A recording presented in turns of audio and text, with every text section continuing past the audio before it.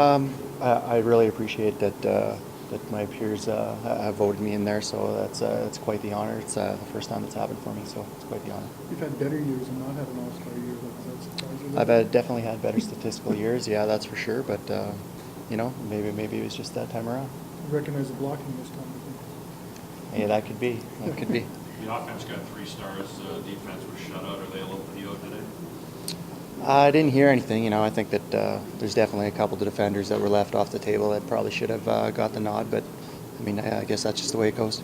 You might not have had the yardage totals that you had last year. Statistically, it might not have been the, was down from last year. But is this a chance to kind of, when you're in the playoffs now, to kind of just start over again? Yeah, anytime that you go to the playoffs, it's an entire new season as is. So, that's how you got to approach it and go from there. What was this season like for you? It seemed that some games you'd be frustrated, other games not. How did you view this season for you? I had a little stretch there where, especially the start of the year, I fought it a little bit, and I think I got over that. And I really felt like I just wanted to win as a team, and we went on a good run there. Winning 5 of 6, and I think that just really propelled and really got my mentality right and made sure that I'm thinking team first. Do you have that mentality then, that positive mentality going into this game? Absolutely, yeah. I think we got a great football team all around. I think the defense has played really well this year, and I think we got a great opportunity to go into McMahon and pull out a W. It feels good. Obviously very humbled and extremely grateful that people thought enough of the way I played to give me a nomination like that. But the personal stuff doesn't mean a whole lot. We got bigger fish to fry and a lot more on our plate that's a lot more important than any of that sort of stuff. I know individual accolades always go behind team goals, but is that something you had in your mind as a free agent, that you set individual goals for yourself, like a division all-star or a league all-star? Yeah, that's not even so much a goal. I think if you just come and play consistent and practice consistent and just try and be as consistent as you can in everything, whether it's your film watching and everything else, that sort of stuff will take care of itself, and the accolades like that will be fall upon you. You did have some injuries and you missed some time this year as a result. Did you figure maybe it wasn't going to happen this year because maybe there wasn't enough time for you? Yeah.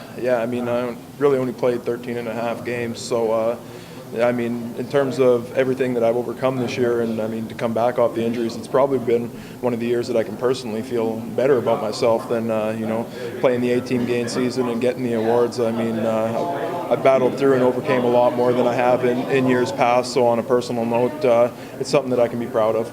There was only 3 All-Stars for this team, all on offense, none on defense. I think this team may be lacking a little respect. Yeah, I think we got a lot of good players that were obviously worthy, but the people who are selecting the All-Star teams, there's only a limited number of spots, and there's a lot of good players that can fill them. So it's always tough. It seems like every year guys are getting robbed of it, and it's just one of those deals where you try not to put too much upon it and read into it too much, and you just got to come and be consistent in everything you do, and let the chips fall where they may. A guy like Xavier Fulton, we're still shaking our heads. He wasn't top rookie, and he probably had an All-Star year himself. Yeah, he's one guy that certainly comes to mind that falls into the getting robbed category. But there's a lot of good football players that have done a lot of good things for 18 games for the team, and it's disappointing that not every one of them can get recognized with an All-Star. But that's part of the business, and it's tough to pick the All-Stars, and you got to be grateful when you do get that recognition. No All-Stars on defense. You surprised at that? Oh man, wow! I didn't know that. Yeah, no, you know what? The thing that I'm probably not, and the reason being because we talked about being a #1 defense. We ended up number 2 in points allowed, but we said we'd do it together. And we talked about being a unified front.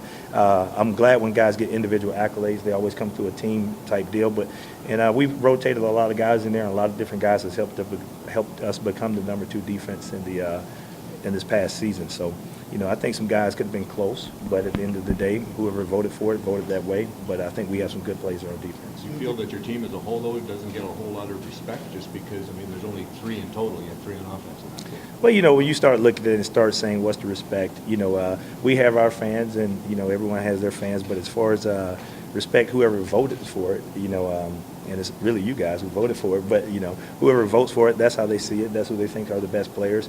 I think at the end, the biggest all-star is the Grey Cup. And that's what I've been preaching to this team. That's the biggest thing you want is that ring.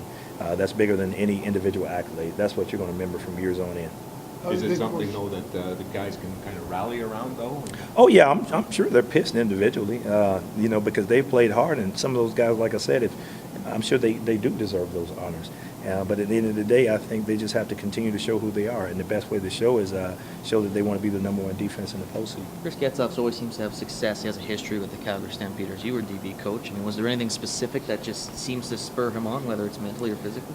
I like the way you threw it that I was the DB coach. But, no, when Chris Getzlaf and I meet on the field at the same time, whether it's on 2 different teams, we try to have success. Chris is just one of those players that I'll tell you what, his name may not be as big as some would like, but he's a tremendous player, meaning that he's going to be accountable. He knows if he makes mistakes, he knows how to come back and learn from those. And I think that he's a guy that I like to see really have a good day just because he's endured some things this year. But at the end of the day, when Chris plays, whether it's Calgary or anybody else, there's just, I guess, certain teams that he's better against than others. Does the fact LaBatte made the Weston an all-star validate signing him as a free agent for the last season? Oh, yeah, without a doubt. I mean, for him, definitely.